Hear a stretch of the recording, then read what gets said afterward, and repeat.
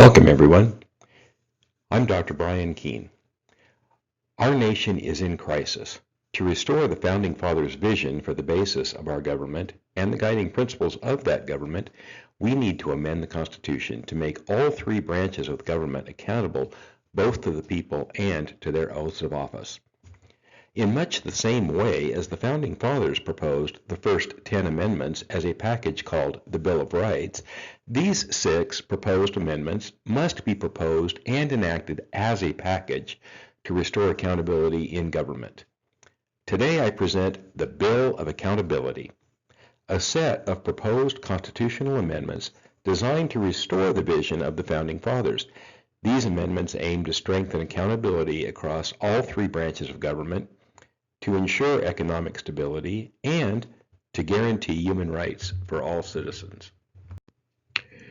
The Bill of Accountability focuses on 3 core areas: holding all 3 branches of government accountable to their oaths and to the people, achieving financial stability through a clear and consistent tax code, balanced budgets, and reduced national debt, guaranteeing human rights with a clear definition of personhood, ensuring that only living, breathing human beings can assert such rights.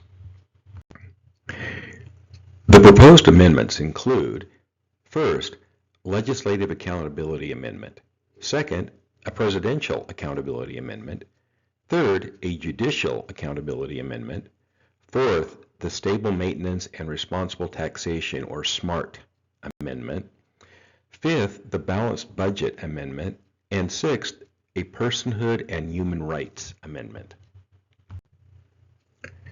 The Constitution divides power among 3 branches: the legislative branch, the executive branch, and the judicial branch. Each branch has specific roles and responsibilities, but current structures lack sufficient mechanisms for accountability. Congress has a constitutional duty to represent the people, but issues still persist. One of the core grievances our Founding Fathers expressed before the Revolution was taxation without representation, yet U.S. territories and the District of Columbia still lack voting representation in Congress and have no way to have their voices count in presidential elections. Citizens must have access to their representatives in order to exercise their First Amendment right to petition. Transparency is needed to prevent confusion and the introduction of pork barrel type amendments. The proposed Legislative Accountability Amendment ensures that every U.S. citizen, including those in the territories and in the District of Columbia, has voting representation.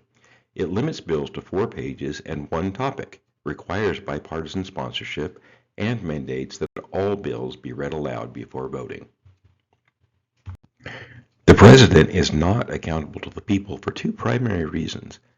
The Electoral College strips voting rights from the majority of Americans, as the President is routinely elected by a small number of swing states, and recent Supreme Court decisions have undermined presidential accountability. The proposed Presidential Accountability Amendment calls for the President to be elected by popular vote of all citizens in all states, territories, and the District of Columbia. It further establishes that the President must comply with all U.S. laws and uphold international agreements as binding. The Supreme Court and other federal judges must be accountable to the Constitution and to the law. Recent decisions have highlighted the need for more clear checks and balances and for consequences for partisan and illegal actions. The proposed Judicial Accountability Amendment establishes that federal judges, including Supreme Court justices, will be subject to impeachment for legislating from the bench, and both civilly and criminally liable, where appropriate, for misconduct. The amendment also reforms the nomination process for Supreme Court justices, such that justices will not be compromised by or beholden to a president or to a political party. Government shutdowns and rising national debt threaten economic stability. Congress must balance the budget and ensure fair and consistent taxation, and further must reverse the shift in tax burdens which has caused the poor and the middle class to pay more of their income in taxes than corporations and the wealthy do. The proposed Stable Maintenance and Responsible Taxation SMART Amendment establishes that Congress cannot increase taxes unless there have been 5 years of deficits and national debt exceeds 25% of gross domestic product. The tax decreases require a similar standard of 5 years of surpluses and no national debt, and that all tax changes must be accompanied by a balanced budget.